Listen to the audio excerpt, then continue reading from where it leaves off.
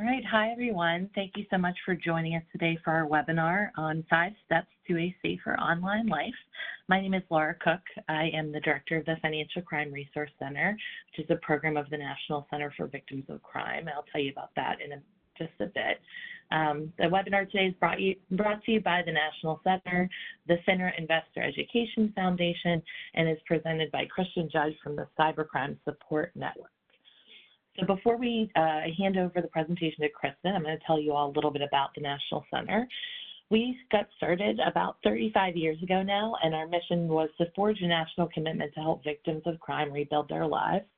We got started from a donation from the children of Sunny von Bulow. And Sunny von Bulow was a victim of crime back in the 1980s. Her children, unfortunately, when they experienced the criminal justice system, really felt re-victimized and felt like they didn't have a voice during the trial of her perpetrator, who happened to be her husband. So they started the National Center in order to help train people about victims' rights, to make sure that the people get the training, education, and knowledge that they need to best serve victims and to serve as a source of current information on victims' issues. The Financial Crime Resource Center is one of the many programs of the National Center. We got started about 6 years ago now through a grant from the FINRA Investor Education Foundation. Our primary mission is to help victims of crime recover and regain control over their lives. We saw a bit of a gap in the criminal justice system when it came to serving victims of financial crime, and we wanted to do what we could to train people to better fill that gap and be able to assist victims. We partner with a number of organizations around the United States, such as the FINRA Investor Education Foundation and the Cybercrime Support Network, and do trainings throughout the country. Just a bit about the FINRA Investor Education Foundation. If you haven't heard about FINRA, it stands for the Financial Industry Regulatory Authority. So they're a non-governmental regulator, and they regulate securities. They have lots and lots of great resources. So they focus primarily on investment fraud, and they have got lots of great resources for people before they make investments, to do their homework and check with brokers, to make sure that they are making good investments and good decisions, and not falling into those unfortunate traps when it comes to investment fraud. The FINRA Investor Education Foundation specifically works on investor education and protection. Our presenter today is Kristen Judge. To address the needs of cybercrime victims, Kristen founded the nonprofit Cybercrime Support Network and works with federal, state, and local law enforcement and consumer protection agencies to help consumers and small businesses affected by cybercrime. While serving as a county elected official, Kristen supported the U.S. Department of Homeland Security in growing cybersecurity outreach to state and local government officials.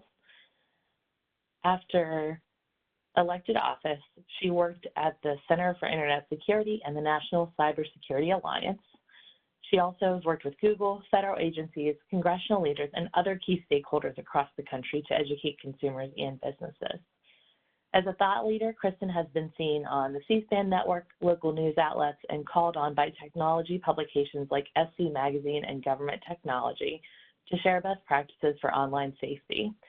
She's been named an SC Media Women in the IT Security Influencer in 2017. She's a national speaker sharing cybersecurity best practices with elected officials, businesses, and consumers. And her first LinkedIn Learning course, Cybersecurity for Small and Medium Businesses, Essential Training, teaches cybersecurity to small businesses based on NIST's cybersecurity framework. So thank you so much to Kristen for being here with us today and sharing your important expertise with us. And with that, I'll turn it over to you for the presentation. Thank you, Laura. It's always a pleasure to work with NCVC and the fantastic team. We're so thankful to partner with you because of the great resources you do have for victims. The Cybercrime Support Network was started as a voice for cybercrime victims. We found in our work over the years that individuals and consumers, small businesses, really didn't have a voice when it came to needing resources and getting to the resources that they needed. So we want to bring a voice to the victims and make sure that the public, the law enforcement agencies, Congress, people who fund victims understand what's happening on the ground with grandparents and small businesses and those people that you work with every day. We want to make sure that you're connected to local, state, and federal resources in a consistent and collaborative manner, because right now, depending on where you live, there may be a different response. And then most importantly, we want to work within existing law enforcement and victim assistance systems. We don't want to come into systems that are already working and turn them upside down and tell people how they should do their work. We want to work within existing systems to help new people that are not currently getting the help that they need. When we talk about cybercrime, we can look at some of the numbers here that come into the FBI Internet Crime Complaint Center each year. In 2017, about 300,000 people complained to the FBI IC3 that they were a victim of cybercrime. And just in 2017 alone, those 300,000 people reported a loss of $1.4 billion. We're assuming by some of the numbers that are put out through IC3 that that's about 15% of the Americans that are affected by cybercrime each year. So if we figure out there's another 85% that we aren't counting and aren't getting the services they need, the losses for Americans could be close to $8 billion a year just for the individuals and small businesses.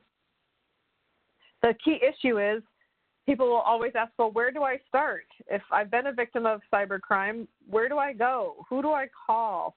And we are trying to answer that question for them. Our fraudsupport.org website will be coming out in mid-October. This is a mock-up of it. These words will change. This is just an example. But it's going to be a site where victims of cybercrime, whether it's a small business or a consumer, can go and get advice on who to call, where to go for help. Certainly some people will be sent to NCVC, Identity Theft Resource Center, the Federal Trade Commission. There are amazing resources out there, but it's just hard for the general public to find them. So we're going to help people get to where they need to go. So enough about CSN right now. I just wanted to give you an idea of who we are and what we're doing. It is National Cybersecurity Awareness Month, so happy NCAM to everybody. We are excited to be in our 15th year, and I say we because I used to work with the Department of Homeland Security and the National Cybersecurity Alliance, and these next few slides are from the National Cybersecurity Alliance. Cybersecurity Awareness Month is October every year. It's been 15 years now, and the goal really is to spread the news that everybody can do something to improve their security. The tagline is, cybersecurity is our shared responsibility. You don't have to be an IT expert to improve the security of your accounts. I highly recommend if you have access to a Twitter account or if you have one at your office that you follow these two hashtags. Hashtag CyberAware is the hashtag for Cybersecurity Awareness Month, but you'll find interesting information with that hashtag all throughout the year. Many people that work at DHS or NCSA or other folks that are in this space use that hashtag throughout the year. And then I encourage you to, every Thursday this month, tune into hashtag ChatSTC, which stands for Stop, Think, Connect, and be a part of the Twitter chat that is based on the different themes of the week. If you want to learn more about National Cybersecurity Awareness Month, you can go to staysafeonline.org, and that is the National Cybersecurity Alliance's website. And at that website, you can sign up to be a champion of National Cybersecurity Awareness Month. And if you sign up to be a champion, then they'll give you access to materials that you can share. But to make it easy, you could just follow Stay Safe Online on Twitter or on Facebook and just retweet what they send out every day. They have really good quality stuff. Like I said, I worked with the team there for many years, and they're putting out good quality infographics and information. So if you want to get involved and make your community safer, please become a champion for Cybersecurity Awareness Month. Now I want to dive into our training today. So I want you to take out a piece of paper and pen, or you can use your computer, open up a document that you can write on. I know when you're on a webinar, you don't usually have silence, but it may seem a little awkward in the beginning, but I am going to pause throughout the training here so that you can write a few things down. If you're not able to write something down, at least think during that quiet time of something in your head, because I want to make sure that what we're talking about here today is relevant to you and that you think through the steps that are important to your own personal cybersecurity. So how do you even define cybersecurity? I was doing a talk one time with a dear friend of mine who is the Chief Information Security Officer for IBM, Cloud, and Watson. He's very smart. And his part of the talk in front of an audience of about 100 was explaining what is cybersecurity. He went to 10 of his staff, these are some of the smartest technical people that I've met, and asked them before the event to define cybersecurity. And he got 10 different answers. So is there one answer? No. But what I'd like to share is an answer that I learned at NCSA, and it goes something like this. Cybersecurity is the ability to utilize the internet in a safer way so that you can feel empowered to do more with confidence and trust. So if you have seatbelts in your car and airbags and good brakes, you're more willing to go out on the highway and go at higher speeds because you have security in place. If you have cybersecurity, you're more willing and able to go online and shop and do the amazing things that you can online in a more secure fashion. So think about cybersecurity as empowering you, and everybody can do something to improve their security today. And I'm going to teach you some really simple things you can do right now that don't cost anything that can make you safer. So take out something to write with, or at least have something on your computer where you can take a few notes. And we will make these slides available sometime in the next week or so. So if you don't get something written down, don't worry, you will get the slides. I'm going to talk about the 5 steps that we're going to cover today. And these 5 steps come out of a publication through the federal government called the NIST Cybersecurity Framework. And it's a complex document meant for technologists to keep things safe, like the electric grid and, transportation hubs. But what I found in there was there's 5 main concepts that everybody can pay attention to. And the first step is to identify what you have that's important. So if you don't even know what you have that has value, how can you protect it? And not only is that device or data or account important to you, let's figure out what's important to the bad guys, because data has value now, monetary value. Medical records are worth anywhere from $100 to $800 on the dark web or the exchange that the bad guys use. Social Security numbers used to be worth a lot of money. Now that so many of them are exposed, they're worth probably about 5 cents now, where they used to be, could be worth $10. Credit card numbers are, certainly worth money, and you get them in batches of 3 million at a time, but one-on-one they may not be as valuable. So I'm going to help you think through what are the things that are important in your digital life. And the second step we're going to talk about is, of those important things, what are you doing to protect them? What do you have in place, and what are some easy things you can do to protect them right now? And I'll show you some really fantastic resources so that you can leave after this webinar and go improve your security in the next 10 minutes after we're done. And then the third step is, how would you detect if something goes wrong? Do you have things in place, technology usually in this step, that will help you know when something goes wrong? And what are you going to do when a breach happens, or when an attack on your computer or your device happens? How are you going to respond and quickly fix the issue? And lastly, how will you recover? Some people that I've spoken to that were victims of identity theft were still trying to recover a year later. So you have to understand what's available, and recovery can look different depending on the type of crime you're affected by. So let's start with step 1. I want you to think now of your own, either personal or at work. I tell people all the time that if you are thinking about cybersecurity at home and cybersecurity at work, the behaviors and the hygiene is the same. So we want you to have the same good personal hygiene for work and at home to keep people from getting the flu, right? We cough into our elbows, we wash our hands. That's the same at home and at work. The same with cybersecurity. Good cybersecurity habits are good no matter what account you're on. But clearly at work, if your work folks there have different rules that I'm going to tell you today, always follow the rules at work for security and appreciate your IT security people because they work very hard. So take a minute now. I'm going to be silent for about 15, 30 seconds. What are the most sensitive or important devices, data, and accounts that you have? And write something down. 2 or 3 things that you know are really important to you that you want to keep secure.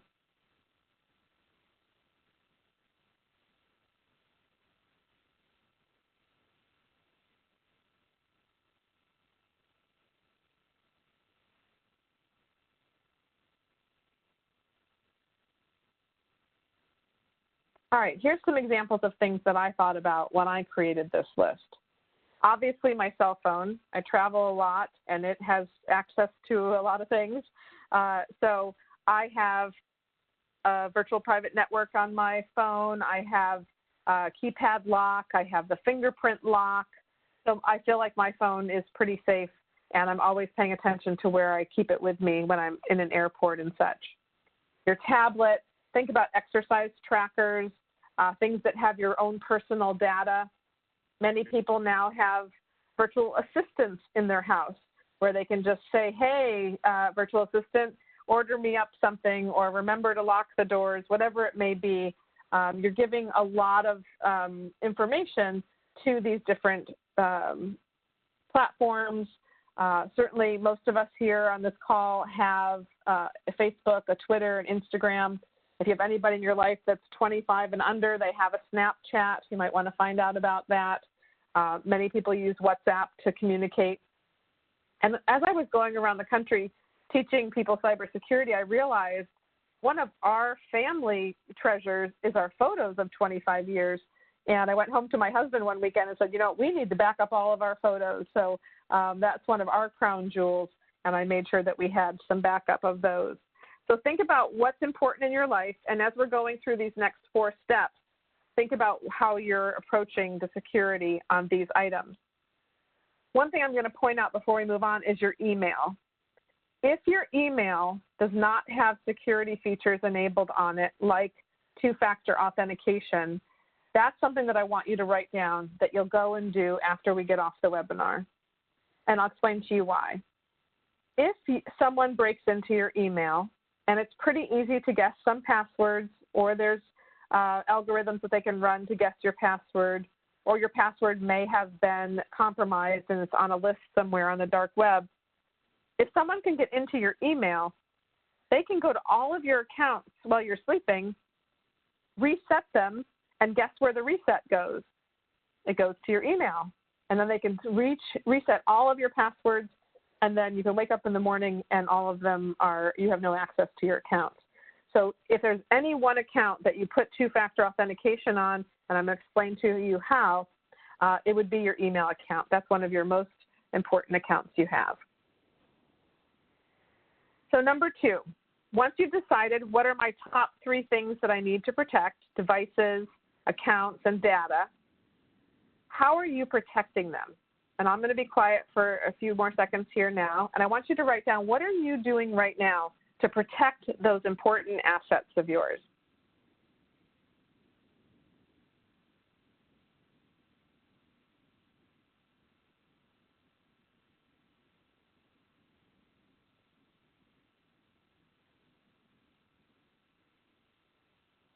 All right, hopefully you came up with a couple ideas that you're already doing, but if you aren't doing anything that you know of yet to protect those accounts, don't worry, I'm going to give you some help now.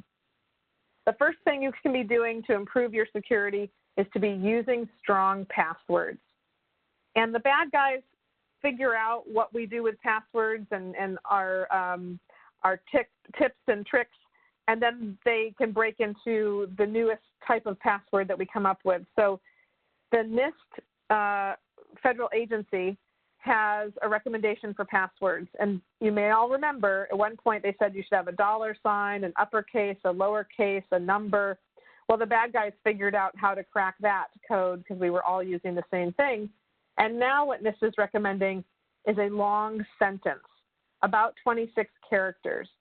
And you don't have to necessarily have the $sign and the capital and the number, but they're saying put together something like, for example, I can use I love to eat ice cream on Sunday.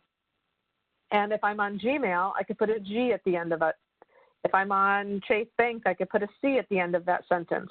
But you can have a sentence that you work with and make it long and strong, and then make sure that you don't use the same password on all of your accounts. I know it can be hard to remember a lot of them, so look into something called a password manager and see if there's a password manager that is right for you to help you keep track of your passwords.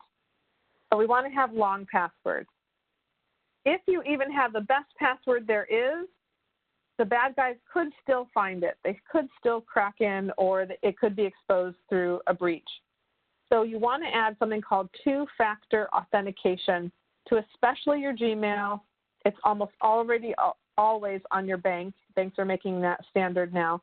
But your Gmail and your social media accounts need two-factor authentication enabled. And I'm going to show you how to do that.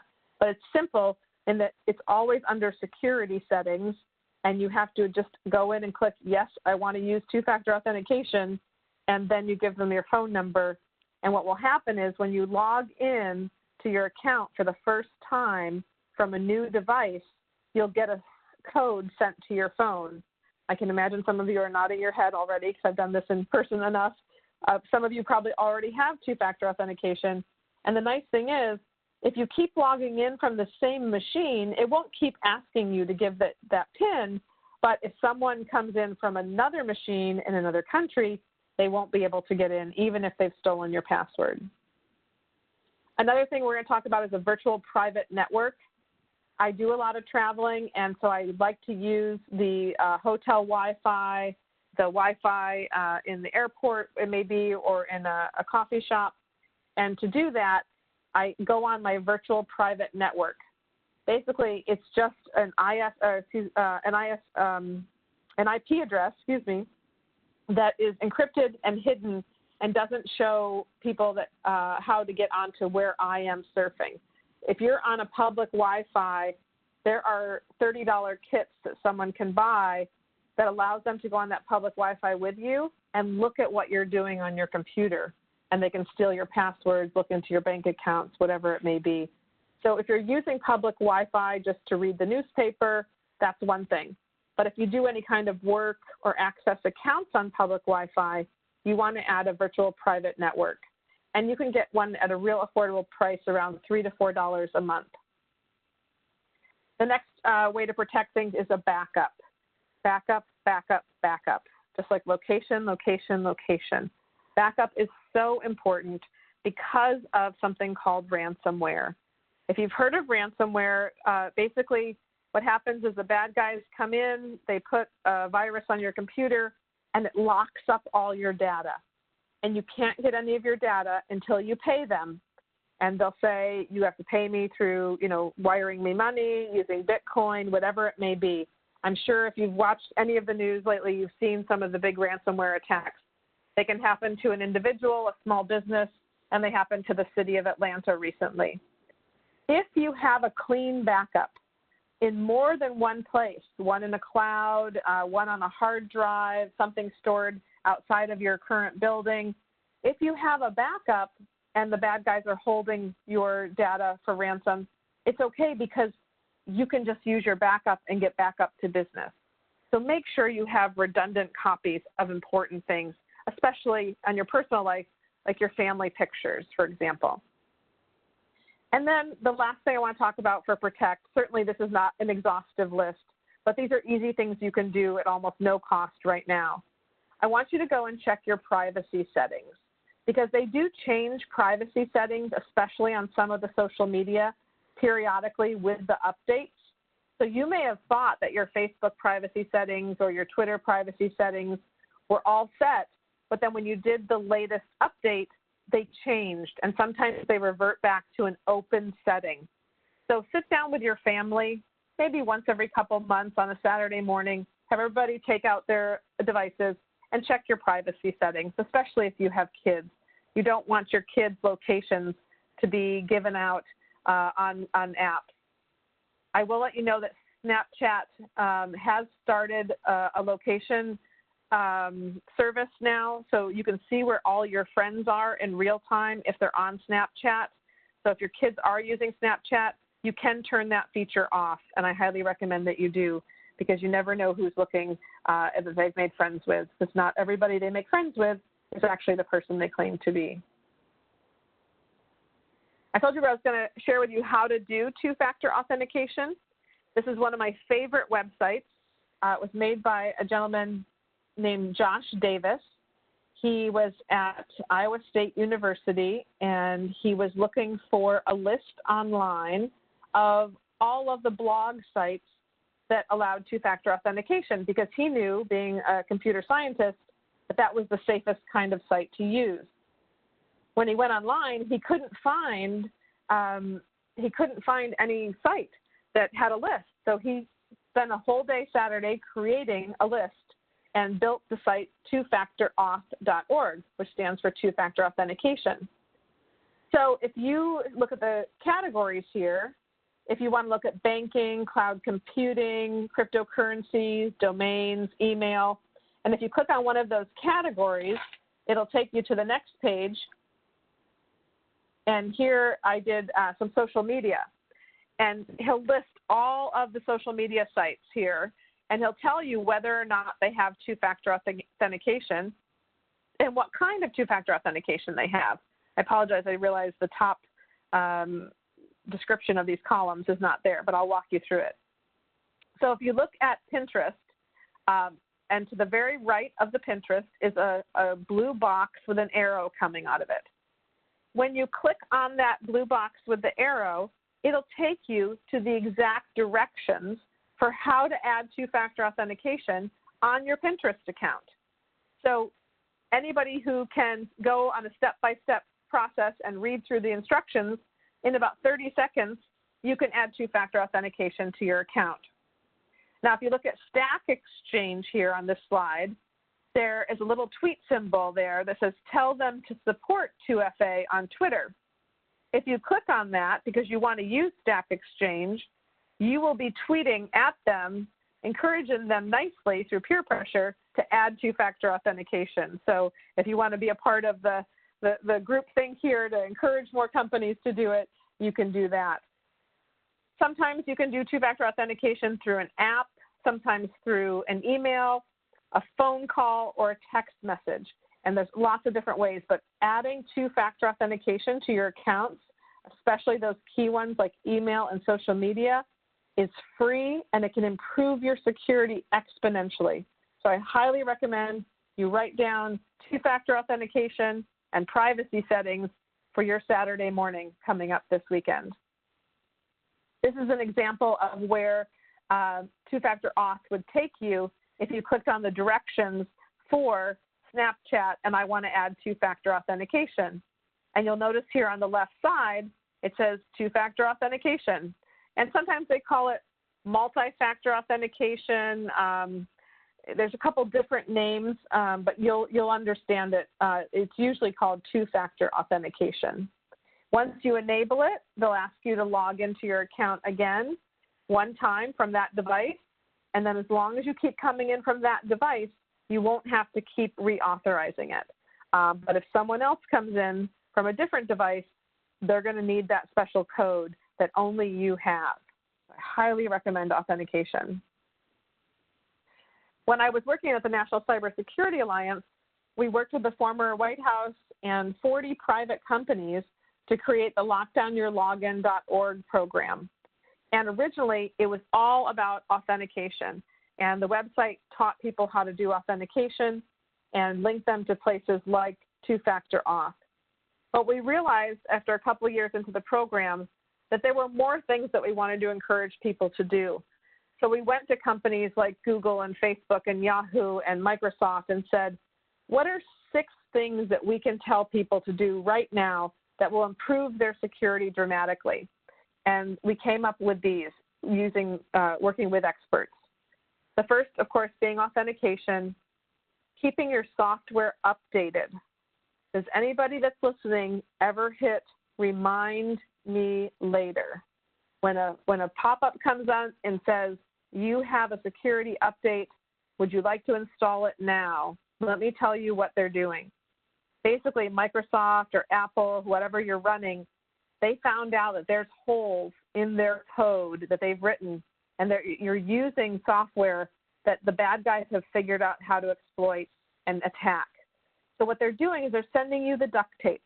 They want you to put that duct tape on that code so the bad guys can't get in.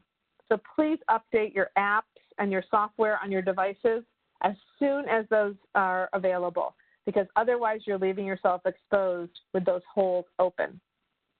So keeping software updated is very important. The third tip here is avoid phishing attempts. So phishing happens when someone sends you an email, and in that email they say something very compelling. There's usually a rush to it. You have to hurry up and click on something, or hurry up and give me this information. It's very urgent. And when you click on it or open something, they have a virus that infects your computer. And then they can do all kinds of things in the back end, steal information, watch what your passwords are, go into your bank account, etc. So one of the best ways to avoid a phishing attempt is to not share as much online. Because if I did a 10-minute search online about you right now, let's think for a moment. Could I find out the names of your kids' birth dates, your favorite color, maybe your best friend's name, your dog's name? What about where you go to yoga, or your favorite restaurant that you always go to on Friday night, or where you're going on vacation next week?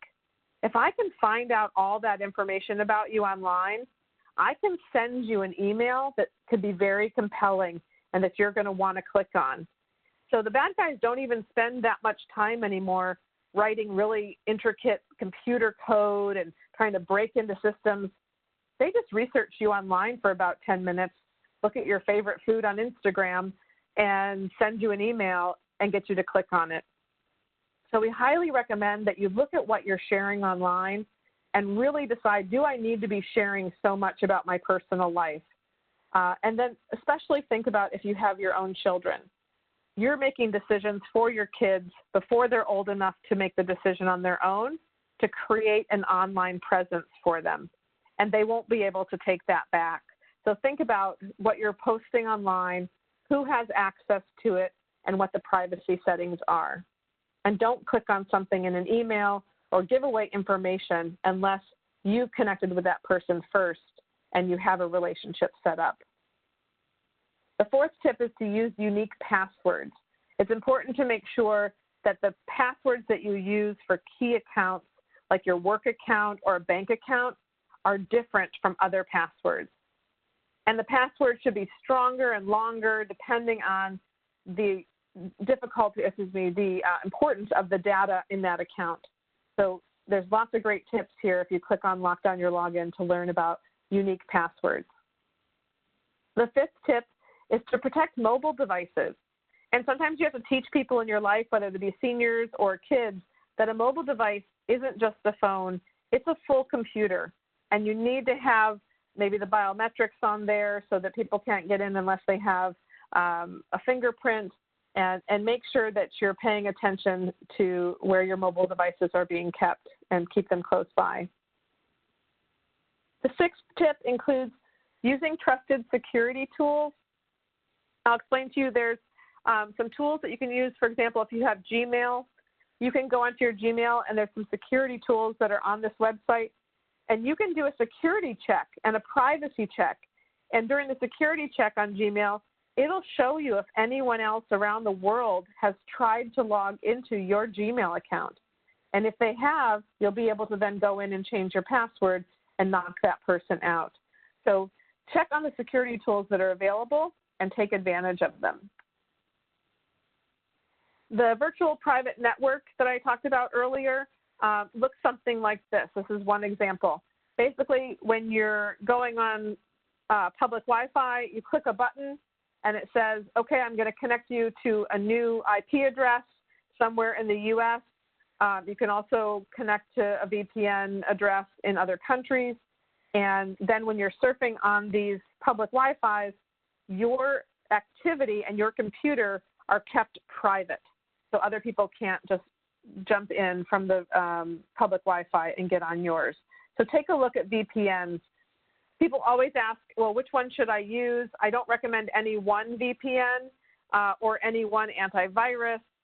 What I recommend when you're thinking about what product is best for me, just put into Google, top 10 VPN in 2018 or top 10 antivirus of 2018. And you'll look at some of the trade publications like SC Magazine, CNET, and they will have already rated them for you, and you can find something that works best for you. So depending on who you are and what your needs are, there isn't any one solution that's the best for everybody. So there's lots of great solutions out there. So we talked about identify what's important to you, then protect it, and now we're going to talk about detect. How will you detect if something goes wrong and you have been hacked or something's happening in your computer? So if someone compromised or hacked your devices or account, how would you know? I'm going to be quiet for a minute again and have you write down an idea of how you think you might know if you were compromised.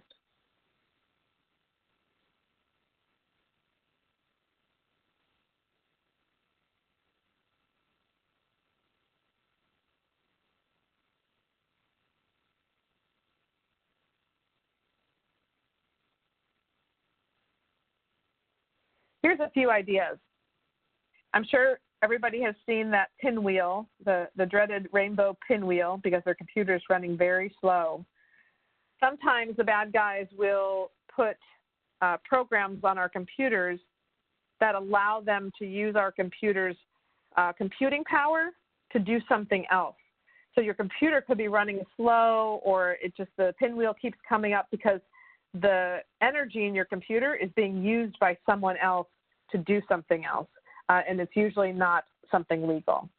So keep an eye on if your device is running slow or it's running more often than usual.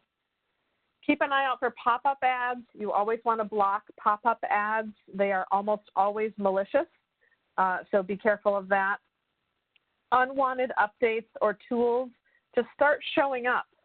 So for example, you could have something new in your browser that says, oh, this is a new tool here, and it was just installed and you never installed it there. Well, that could mean that someone else is installing programs on your computer. New programs should not just start showing up unless you've okayed them. You should be running an antivirus on your devices. What an antivirus will do, it'll scan your computer and it'll look to see if there's any viruses running in the background. And if they find any, then they'll tell you how to wipe them out. Certainly the bad guys are creating some viruses that antiviruses can't recognize. So nothing is foolproof, but it's a lot better to run some scans than to not. And then if your friends are starting to get requests from you, and they call you and say, I got a strange email from you, or you tried to friend me on Facebook, but I've already been friends with you on Facebook, talk to each other. If you see something strange coming into you, call that friend and say, hey, did you try and refriend me again? But keep an eye on each other and communicate by phone, not by text message that could be, a bad text message. So step 4 is respond. So we've identified what we have, we're protecting it, we can detect when something goes wrong, and now if something does go wrong, how are we going to respond? And we want to respond quickly, and we want to fix the issue. So if it's a computer hack, of course you want to get your computer fixed.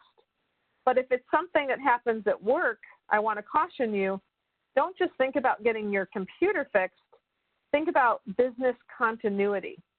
if you don't have access to all of your data in your business for 2 full days, how are you going to serve the customers you work with? Do you have a backup paper calendar? Do you have a backup contact list? If you can't get access to those things because they've been locked up, how are you going to respond? So respond is not just about fixing the actual issue, it's about how do we stay up and running when you're thinking about it from a company perspective. I'll talk for a second here about IoT devices.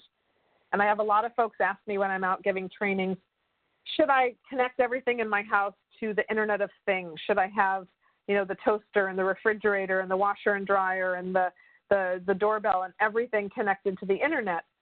And what I suggest to people is, if you're the type of person who always patches your updates on your computer and your phone, and you always have strong passwords, and you have very good cyber hygiene, then you'll probably have good cyber hygiene with your toaster, and that's okay.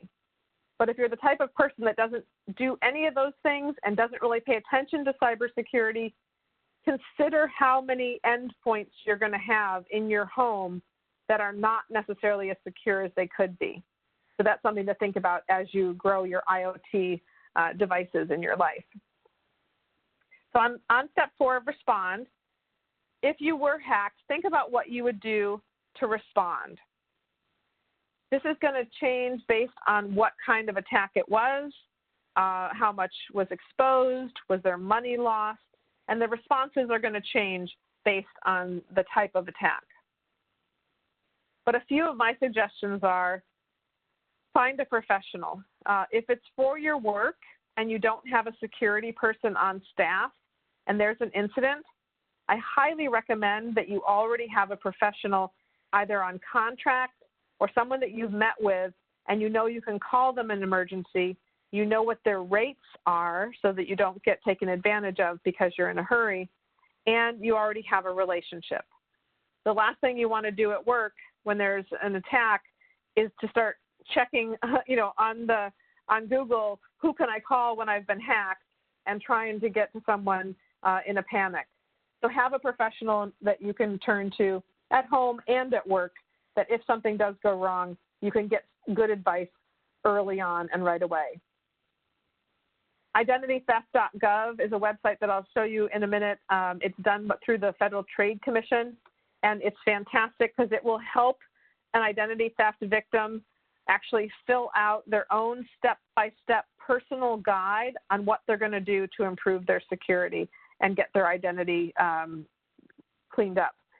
Then the Federal Trade Commission, or FTC.gov, they have a consumer website, which is some of the best stuff I've seen made by the federal government, easy to use, tip sheets, what to do after a data breach in a small business. Fantastic resources there, and I highly recommend that you play around on ftc.gov. You want to update and check your apps and reset settings. So after there has been a breach, for example, when my father was a victim of the Microsoft text scam, someone called him and told him his computer wasn't working, and they were Microsoft and they really cared about his computer. I appreciate Microsoft cares about lots of people, but they're not going to call up my dad and tell him that his computer's not working. But my dad was on the phone with a gentleman for 2 hours, gave him full access to his computer, and then paid him $350 at the end of it. And there are millions of people falling for this scam every year. So what he had to do was reset his computer to all the factory settings. So he went into, a computer store and had that done. But when you are recovering from an attack or responding to an attack, you need to make sure you know who's available to help you. And after you've responded, then there's the recovery. And like I said earlier, if it's identity theft, for example, I have friends who have been trying to clean up their identity for over a year, and it is a process. But the Federal Trade Commission, IdentityTheft.gov, will give you a step-by-step guide to help you through that process. So what will it take to recover after having your data or devices hacked? It depends on how much data was stolen, what devices were hacked, how long they were in there before you discovered it, and how sensitive the information was. So that is going to vary from person to person. But I highly recommend in the respond and recovery phase that you have a professional help you. If it's something like having, you know, your Instagram was hacked for 10 minutes and you just have to change your password and the person is out of it, that's one thing. But for larger attacks like ransomware or romance scams, those kinds of things, then you're going to want to get together with a professional to get more help.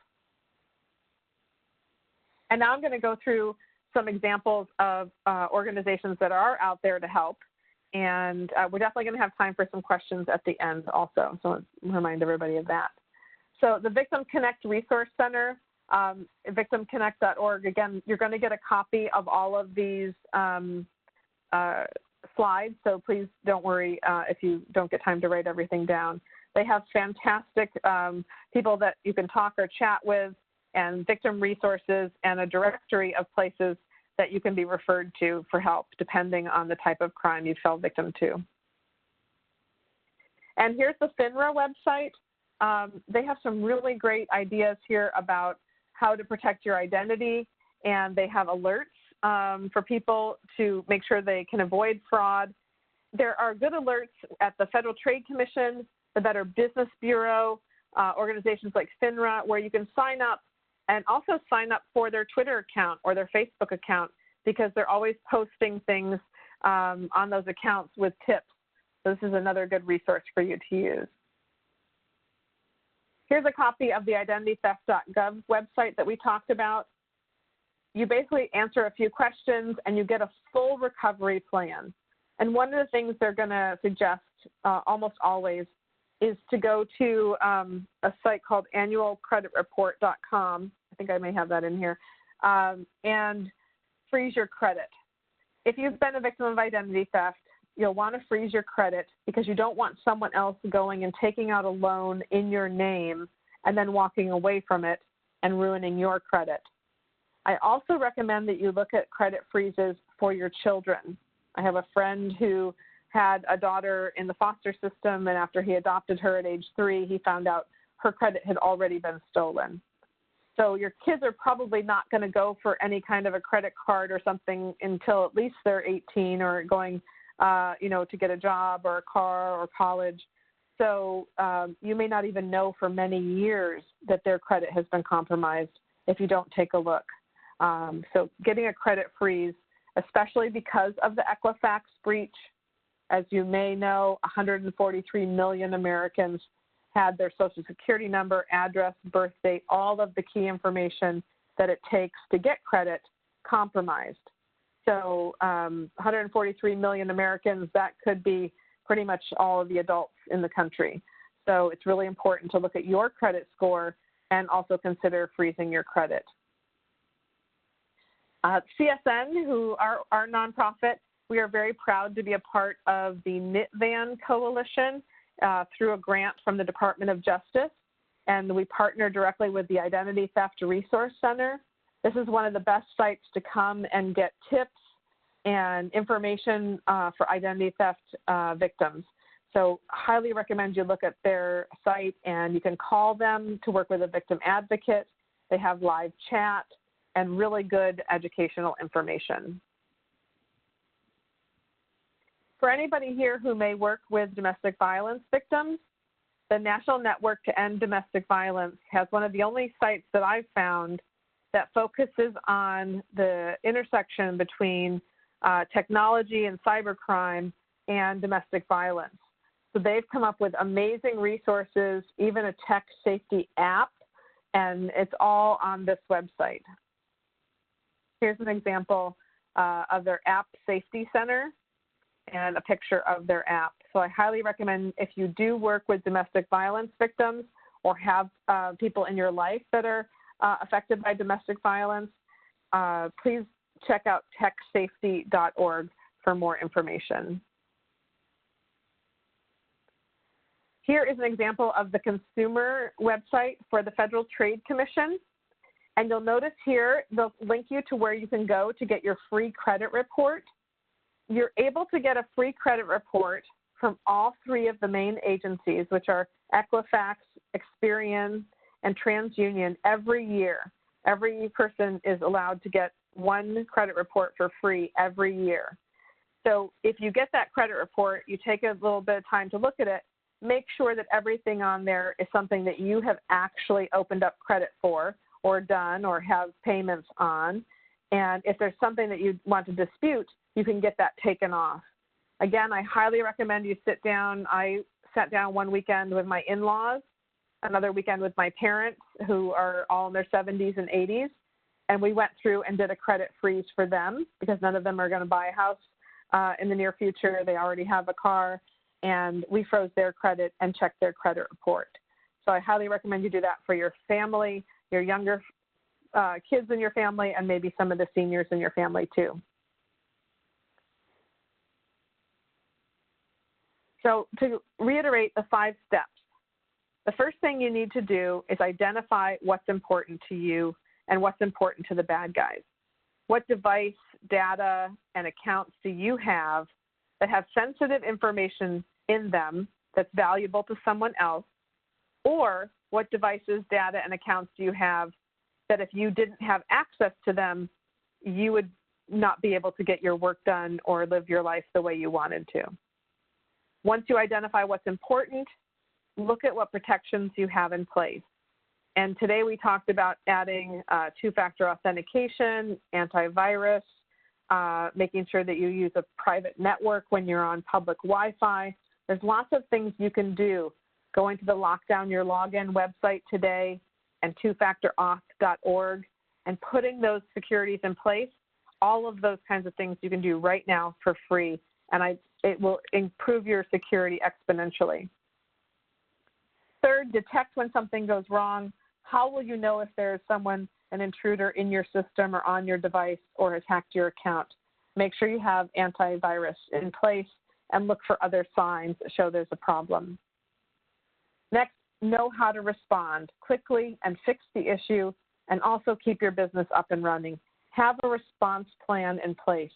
And you can even put into Google response plan, technology response plan, security response plan. You probably have response plans if you live in flood areas for a flood or a hurricane. You should have a response plan for a cyber incident also, very similar. And a lot of the steps are the same.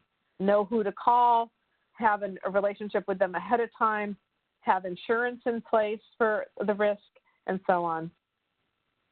And last is, how do you recover from a loss? And like I said earlier, it depends on how big the loss, how complex the loss, but make sure you're thinking about, what do I have in place that would help me to bounce back if something did happen to my account? I'll finish up here, and then we'll take some time for some questions. The key here is you always need to be learning. It is October Cybersecurity Awareness Month, but this is not the only month that we should be thinking about cybersecurity, because we are all connected to the internet almost all day. And we were just talking earlier about the only way really to get away from it is to go on a cruise ship or a faraway island that doesn't have access, and then we can unplug. But otherwise, you and your whole family and your office is usually connected. So always make education about cybersecurity part of what you do. And the second most important point is that there are lots of great resources available. No one has to go at this alone. You don't have to spend a lot of money to improve your security.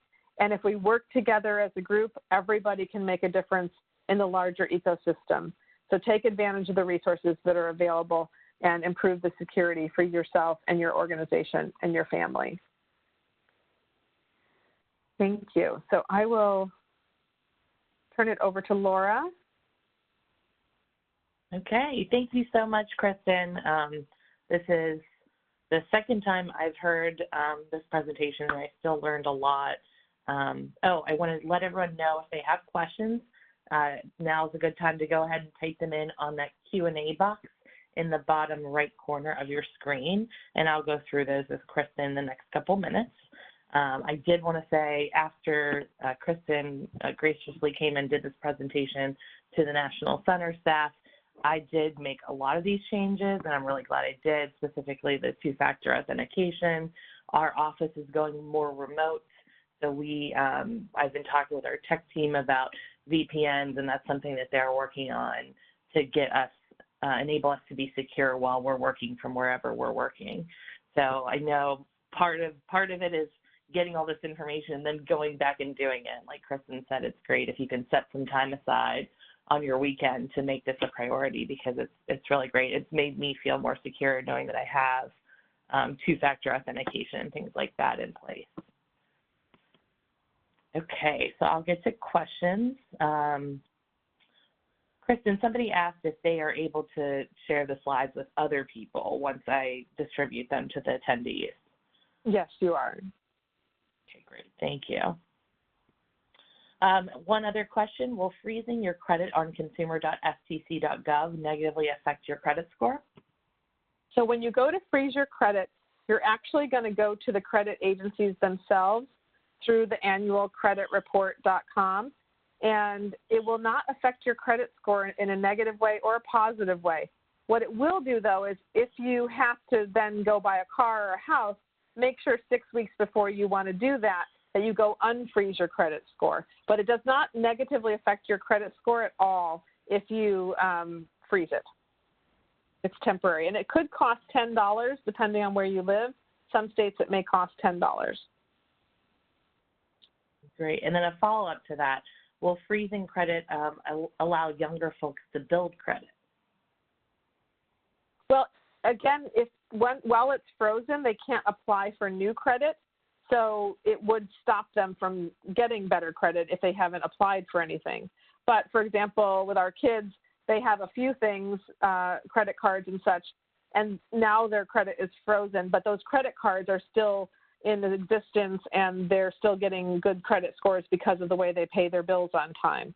So if they've never had any credit, no loans, no credit cards, and it stays frozen all the way until they try and do the first thing, they're not going to have any credit score at all.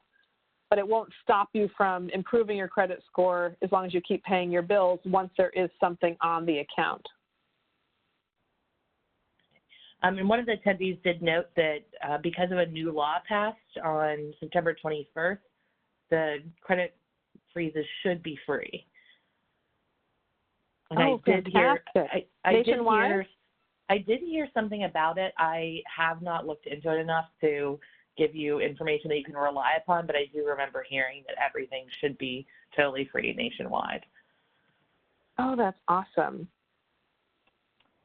Okay, a couple more coming in.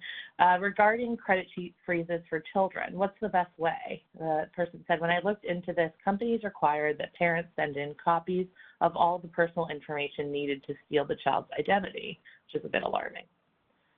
That's a very good point. So if you go through annualcreditreport.com, that is the website that the FTC recommends you go through, and they will take you to the actual sites of TransUnion, Equifax, and Experian, and I did it through that website, so I knew that I was going through a reputable site. Really good point, because if you just put in, I want to freeze my credit, there's some fake sites out there that are going to make it look like you're going to a place where you can freeze your credit. So go through the FTC, get to the right website so you know you're going to the right place, because you do have to give a lot of information. Otherwise, they don't know that you have you actually represent that person. So I know it feels a little counterintuitive. Next question, is it safe to use our personal hotspot versus a public Wi-Fi to access bank accounts when in public, and are there any additional precautions we should take if using that hotspot? Yeah, so when I use my hotspot, I do not have to turn on my VPN. So that's the same thing. You're on a private hotspot that's just yours, and you're not using the public Wi-Fi. So you wouldn't have to put in an extra protection to protect someone from coming onto your network while you're in public, as long as you're using your private network. But for me, I had data charges attached to mine, so it got a little bit expensive. One of the attendees asked if you know of any videos that might be useful for giving this sort of a presentation and information to older adults. You know, I do. Can you give them my email address, or I can put it down in the, let me put my email address down here so everybody can see it. And if you want to email me, I can send you some more resources for that. Let me know exactly what it was that you were looking for. I should have put that in the last slide. My apologies. Yeah, there are some good videos. I just met a woman who's done some research on cybercrime and elderly victims, and she's created some videos. She's a professor based on learning, and so she's got some really good videos. Awesome. I would be interested in those as well. Okay. Are individuals able to freeze credit for vulnerable adults? Yes, so I sat down, as long as you have the Social Security number and some of their information about where they've lived and all, when I sat down with my in-laws who are in their 80s, we did it together. You know, they had their driver's license numbers with them and everything. So you will need some of that information. If you are, have power of attorney and stuff like that, you probably already have that. But yes, I sat down with them, but you do need some of their personal information. Can I mention too, Laura, there was a question I saw that caught my eye earlier. I think it's way back now, but is your phone listening to you? And if so, how can you shut it off? I'd really love to talk to people about your microphones and your video, your camera on your laptop. I have mine covered. And you need to look at your microphone and your location services and your camera permissions. So if you have the microphone turned on and given permission to all the apps on your phone, then it can be listening. If you have things like Siri enabled, I was doing a presentation in front of hundreds of people and I made some kind of comment and Siri said, "Could you repeat that?" I didn't realize I had that on and she was listening to something I was saying. So think about all the devices in your home and what they're listening to. But if you are hooked up to the microphone to an app, it probably has permission to listen. Yeah, thanks for that. I somehow missed that question. And I have also heard the new Apple Watches, you don't even have to say Siri anymore. As soon as it like can track your motion of bringing your wrist up to your mouth, and she automatically starts listening. Oh. Let's see. Oh, somebody noted that AARP has great resources for dealing with issues regarding older or vulnerable adults. Check out AARP as well as a resource. They do, and also Home Instead. They both have great resources. It's the AARP fraud network, I think it's called. Yes. Getting lots of confirmations that freezing credit and unfreezing credit is now free. So thank you all for that information. Right. And I think the last question I see, what's the difference between a hotspot and a VPN? So a virtual private network is something that you pay for separately. It's a service, and it's something that you sign into when you're on public Wi-Fi. Your hotspot is your data that comes with your phone. So it's connected to your phone line and your service through Verizon, AT&T, whoever it may be. And it's basically your own virtual private network, but you usually have to pay data for it. And the VPN, you pay a monthly fee, maybe $3 a month, and you can use it anytime and as much as you want. Okay, and then it looks like the last question was kind of a follow-up to, is your phone listening to you? How can you tell if it is listening to you or when it is? Well, until it talks back, you're not really sure unless you can see the permissions. So when you go on your phone and you go to the general and you go to microphone or you go to permissions, check every app that you have. Each of your apps on your phone, it'll show you what permissions you're giving that app. Does it have access to your contacts, to your microphone, to your email? When you get a new app on your phone and it says, hey, this app is going to listen to that and do this, sometimes you may not really need that app. If it's really going to give away too much information, sometimes you can just say no. We did live without that app, 10 years ago. You might be able to live without it. So it's a risk versus reward decision on your own, but you just have to go through into your settings, look at the privacy, and look at each of the apps, and then look at your phone settings under privacy and see if your microphone is turned on or turned off. And then also I sometimes go on Google and I'll say, hey, iOS 13.2, how do I make sure that my phone is not collecting this data or that data? What are the settings? Because it's always changing.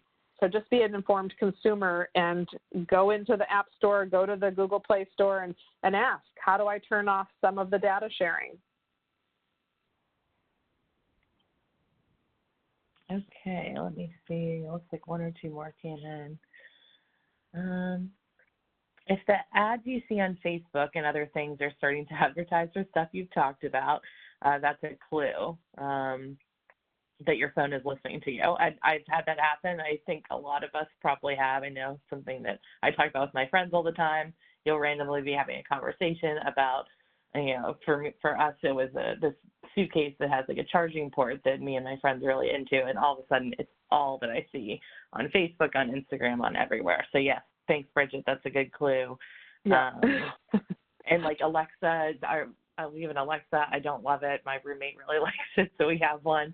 She usually lights up a little bit when she's processing or listening or doing something. Well, and the sometimes Alexas you get little clues. And those Alexas and Echoes, they're storing conversations in the cloud. So you may have to go into the cloud through your iTunes account or whatever account it may be. I don't have one, so I don't know.